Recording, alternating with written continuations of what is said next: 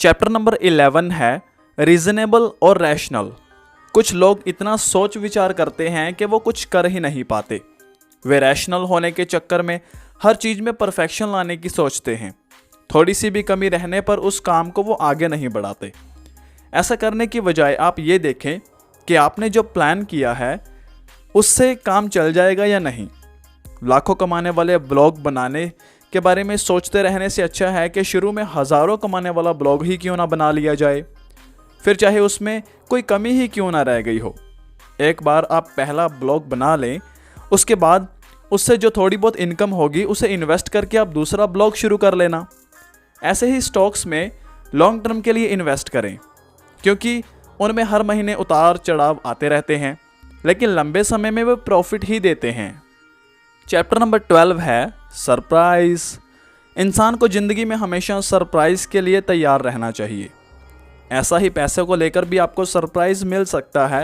बहुत से लोग कोरोना से पहले शेयर मार्केट में बहुत अच्छा पैसा कमा रहे थे, लेकिन अचानक से कोरोना आ गया और सारा मार्केट धड़ाम से गिर गया। बहुत से लोगों को लॉस हुआ, लेकिन बाद में फिर से मार्केट ऊपर चला गया था।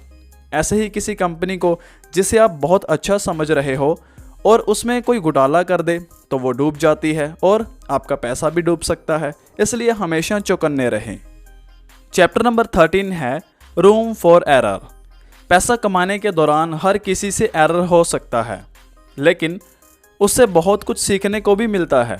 गलती से होने वाले नुकसान से बचने के लिए आप हमेशा अपने पास कुछ रिजर्व कैश रखें। सारा पैसा एकदम इन्वेस्ट ना कर दें। वारेन बफेट ने कहा है, cash is the king. Yes bank का शेयर जब गिरा था तो बहुत से इन्वेस्टर्स को नुकसान हुआ था, लेकिन कुछ लोगों के पास कैश बचा था। उन्होंने गिरे हुए दाम पर शेयर खरीद लिए और एवरेज कर लिया। इससे उनका नुकसान कम हो गया। इसलिए बुरे समय में या बुरे समय के लिए कुछ फंड जरूर रखें। चैप्टर नंबर 14 है यू विल चेंज। वक्त के साथ हर इंसान बदल जाता है। शरारती बच्चा आगे चलकर एक जिम्मेवार इंसान बन जाता है और शरीफ बाद में बदमाश भी बन सकता है। ऐसे ही जो भी सपने और गोल हमने आज बनाए हैं, हो सकता है वो पूरे ना हो, लेकिन फ्यूचर में हम कुछ नया भी कर सकते हैं। अपने पास्ट में ही ना जीते रहें। ये ना सोचें कि स्कूल या कॉलेज में आपके मार्क्स तो बहुत कम थे तो आप अच्छे स्टूडेंट नहीं थे। इससे कोई फ़र्क नहीं पड़ता। आपका फ्यूचर आपके पास्ट पर निर्भर नहीं होता। आप जब चाहें अपना फ्यूचर बना सकते हैं। कोई भी कभी भी छोटा सा बिजनेस लगाकर लाखों करोड़ों कमा सकता है। जैसे कुल्हड़ कंपनी के ओनर सिर्फ चाय की फ्रेंचाइजी लगाकर करोड़ों कमा रहे हैं। इतना तो डॉक्टर्स भी नहीं कमाते। और चाय बेचने के लिए आपके मार्क्स किस काम आते हैं। इसलिए समाज ने जो अनाप शनाप आपके दिमाग में भर रखा है उसे बाहर निकाल दें। असली किताबें पढ़ें और नया ज्ञान हासिल करें। हमारे YouTube चैनल पर इस तरह की काम की बहुत सारी बुक समरीज मिल जाएंगी। हमारे Instagram और Facebook पेज पर बहुत सारा काम का नॉलेजेबल कंटेंट मिल जाएगा, जिसे आप फ्री में देख सकते हैं, सीख सकते हैं, उसे फॉलो कर सकते हैं। अगर आप इस वीडियो को YouTube पर देख रहे हो तो आप हमारे YouTube चैनल को सब्सक्राइब करके नोटिफिकेशन बेल प्रेस करके ऑल पर क्लिक करके रखिएगा। अगर आप इस वीडियो को Instagram या Facebook पेज पर देख रहे हो तो उन पेज को फॉलो करके रखिएगा, ताकि इसी तरह का फ्री कंटेंट आप तक आगे भी पहुंचता रहे। चैप्टर नंबर 15 है नथिंग इज़ फ्री। पैसे से ही पैसा बनता है, फ्री में कुछ भी नहीं आता। अगर आपको कुछ बड़ा करना है और आपके पास पैसे नहीं हैं तो पहले कुछ साल जॉब कर लीजिए। बहुत से सुपरस्टार कभी छोटी मोटी जॉब करते थे। उस पैसे से ही उन्होंने उचित ट्रेनिंग ली और पोर्टफोलियो आदि बनवाए। ऐसे ही बिजनेस के लिए भी पैसा चाहिए होता है। शुरू में ऐसा बिजनेस शुरू कर सकते हैं जो कुछ हज़ार में ही शुरू हो सके, बाद में उसे स्केल अप कर सकते हैं। चैप्टर नंबर 16 है यू एंड मी। पैसा कभी भी अकेले नहीं कमाया जाता। आपको हमेशा दूसरों की हेल्प लेनी ही पड़ेगी।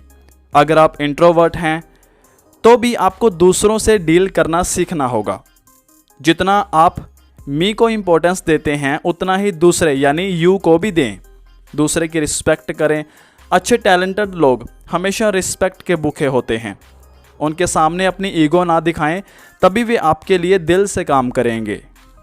चैप्टर नंबर 17 है द एजुकेशन ऑफ पेसिमिज्म। आशावादी होना अच्छा है।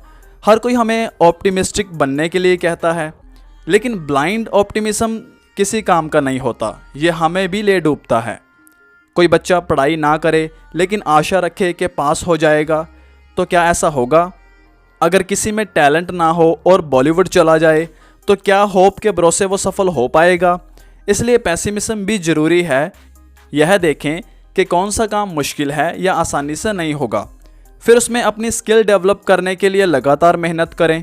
इसलिए ऑप्टिमिज्म और पेसिमिज्म में बैलेंस बनाकर चलें, तभी सफल होंगे। चैप्टर नंबर 18 है when you will believe anything.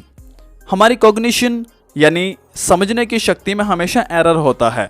जैसे बहुत से लोग जो न्यूज़ में सुनते हैं उसे ही सच मान लेते हैं, जबकि उसमें से ज़्यादातर चीज़ें मैनिपुलेट की गई होती हैं। ऐसे ही न्यूज़पेपर में कई बार कंपनीज गलत लेख भी पब्लिश करवा देती हैं ताकि लोग उनके शेयर खरीद सकें, बाद में वो डूब जाते हैं। इसलिए हर चीज़ पर आंख बंद कर विश्वास ना करें, खुद कंपनी की बैलेंस शीट आदि डॉक्यूमेंट्स एनालाइज करें।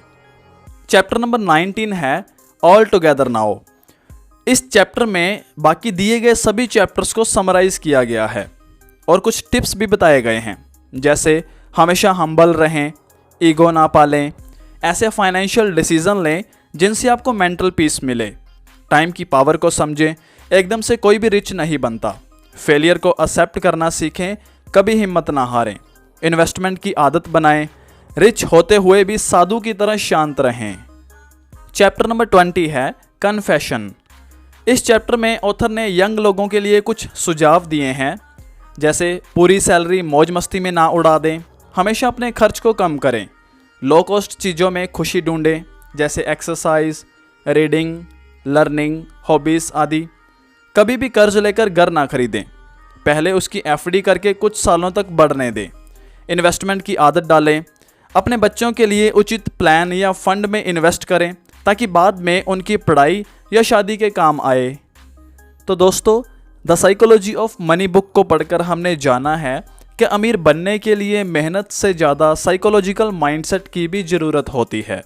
तो अब आप एक काम करें, इस किताब के बाकी चैप्टर्स पर जो हमने वीडियोस बनाई हैं, अगर आपने उन्हें नहीं देखा तो पहले उन्हें जाकर देखें।